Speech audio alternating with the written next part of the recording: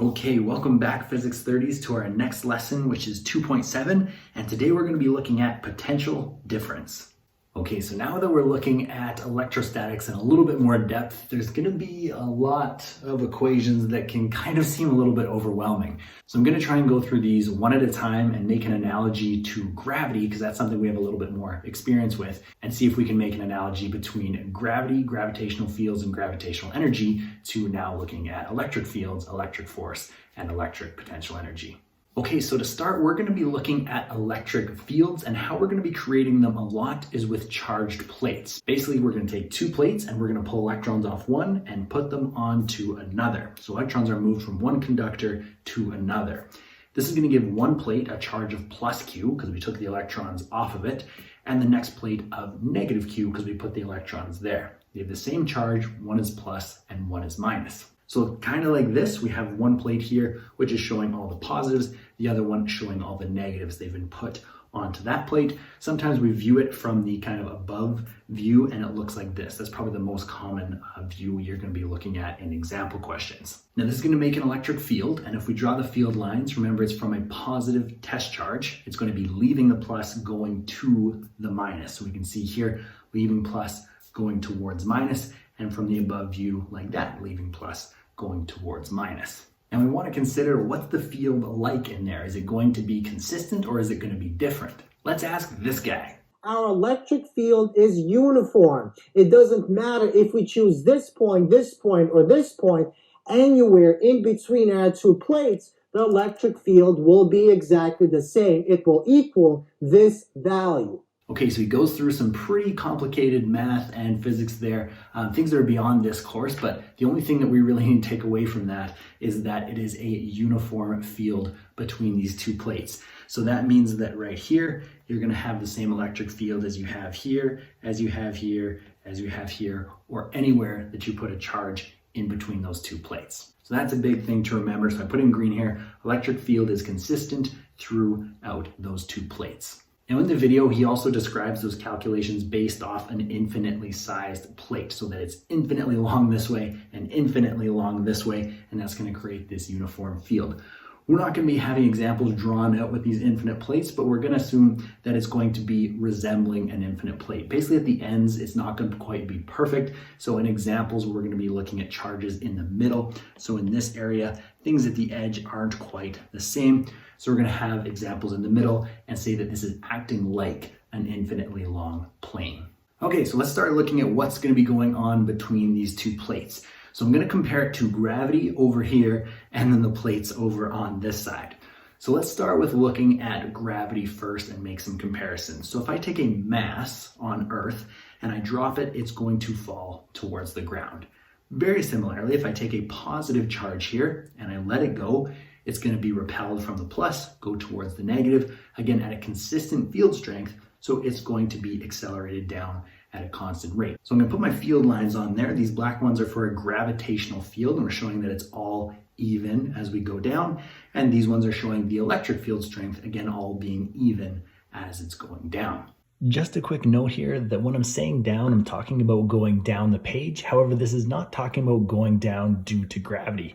Remember from this diagram that we're just viewing these plates from the top, so they can actually be moving horizontally. The movement of these charges are not due to gravity, they are strictly due to the charges on the plates. Now looking back at Earth, if I take that mass and I lift it up to a certain distance, I'm going to raise it up to a distance like this, I've done work on that mass. Because gravity's pulling it down, I have to apply a force to push it up. So it gains potential energy because we applied a force over a distance. Really similar for the charge example. If I lift that up, I'm doing work over this distance, so I'm giving it potential energy, again because I applied a force over a distance. So really similar to lifting up a mass in gravity, lifting a charge in an electric field. Okay, now we had another way to look at potential energy for gravity, and it was EP is equal to mgh. Let's look what this means. So gravity is based off of masses attracting each other. So it's the mass multiplied by the field strength, that's what the g was, and then the height or the distance that it was moved in this field. we're going to have a very similar equation for the charge. EP is equal to QED. Okay, let's see how these are the same. The electric force is based off of charges, not masses. It's based off of amount of charge. So that's why I put Q here. All right? Gravity is based off mass. Electric force is based off of charge. Now I'm going to multiply by the field strength, which was our E. That should have an arrow over it, but E times by the distance it was moved, very similar to height. So we see that these align quite similarly. Okay, so I hope that shows the similarity in energy based off a gravitational field and an electric field and moving through them. The next part we're going to talk about is kind of new. We're going to be talking about potential, or what's called potential difference, which we don't really have a term for when we're talking about gravity. I'll try and show what it would kind of mean for gravity, but this is going to be a new term that we're talking about related to electric fields. Okay, so I'm going to start with Earth here, and what this potential would be for a gravity situation would be focusing on the G and the H. So what's focusing on the G and the H looks like? Well, it says I'm not really worrying about the mass, so I'm looking at this space, and again, I'm not really worried about the mass going on there. The potential of that position is based off how high we are raised up in a field, right? How high we are in a field, and compared to being on the ground, being this high up in a field, that's what we're looking at. So let's look at how this potential would change. We have Earth over here, and I put Jupiter over here. So let's start looking at Earth, and we have this red circle, and at that point we have a gravitational field strength, and it's raised a certain height off the ground. If I was to go somewhere where there was a stronger field strength, like in Jupiter, then I can see there's more field lines. There's a stronger gravitational field. So there I have a bigger G, bigger field strength, but it still only raised a small height, okay? So you'd have more potential over on gravity because of the bigger G. Now, if I raise something up higher on Earth, I'm going to give it more potential. We usually don't say that for gravity, but I'll make an analogy here. So more potential as we raise up because we're in that same gravitational field strength, but now I'm higher up. Now go over to Jupiter and kind of same thing. It's got a big field strength and now it's raised to a bigger height. So you can think of that's what it's trying to measure, the product of those two things, field strength and distance moved in the field. Now let's look at the units that this would be for gravity. So we had EP was equal to mgh, and we're focusing just on that gh. Well, energy was measured in joules. So if we're not looking at that mass, that's taking joules without mass. So that would be just gh as joules per kilogram. So how you might want to think of this is that something like in this position, we're calling it potential, it's got the potential to have a lot of energy there. If I put a big mass in that position, it's going to have a lot of energy because it's in a field and it's pretty high up. Here there's less. If I put a mass there, it's got less energy because it's still in a field, but it's not as high up. So it's how many joules of energy you're going to get per kilogram that you put there. Hopefully that makes some sense. Now again, we don't talk about potential relative to gravity, that's just analogy. Let's look at where we actually use potential and potential difference, which is between charged plates and looking at charges. So we're kind of gonna have the same process here though. I'm gonna be focusing on the field strength and the distance in that field, okay?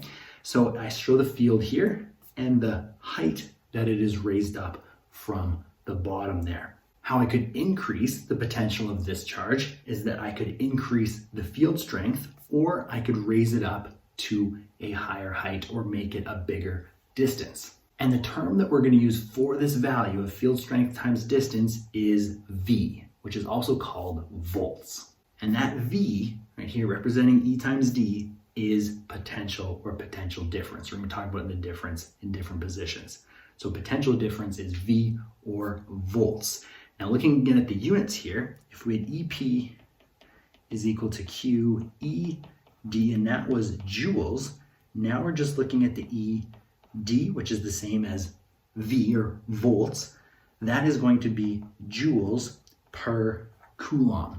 So how much energy you get at that position per coulomb of charge, okay?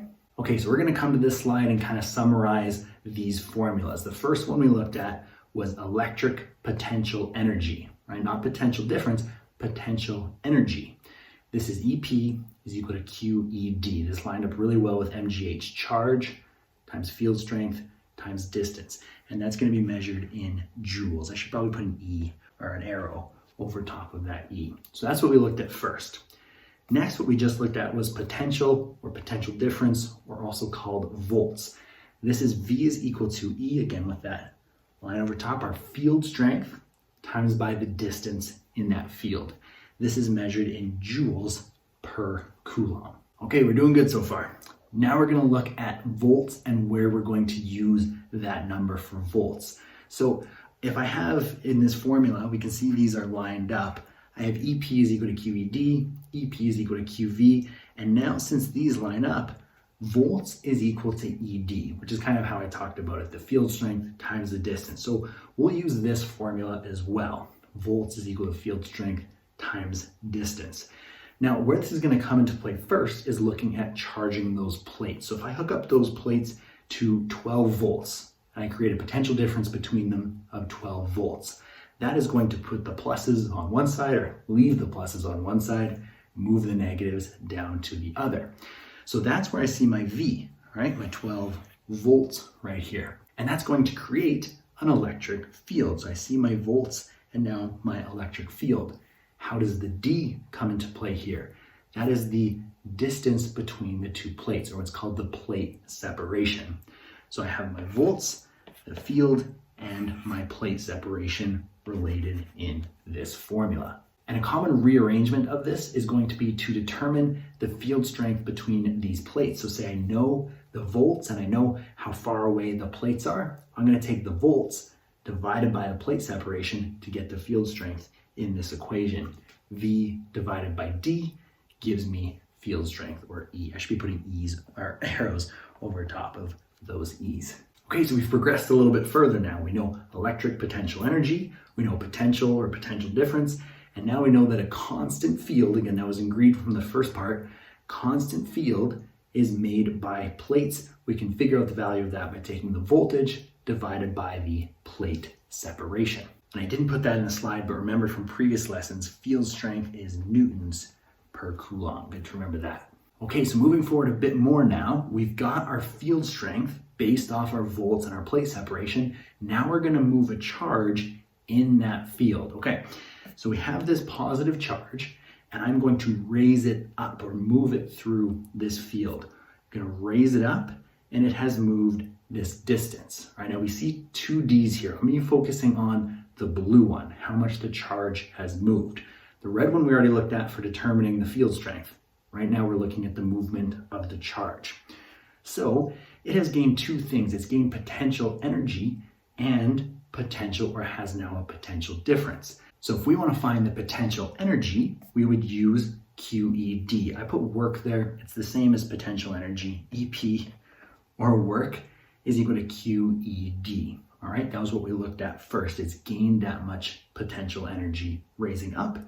And now if we're looking at the volts that has moved through, or the potential difference, we would have V times E times D. And again, that's this blue D right here. That's the voltage that has moved through. That's the potential difference from here to here is based off of that distance. Okay, so we know four things now.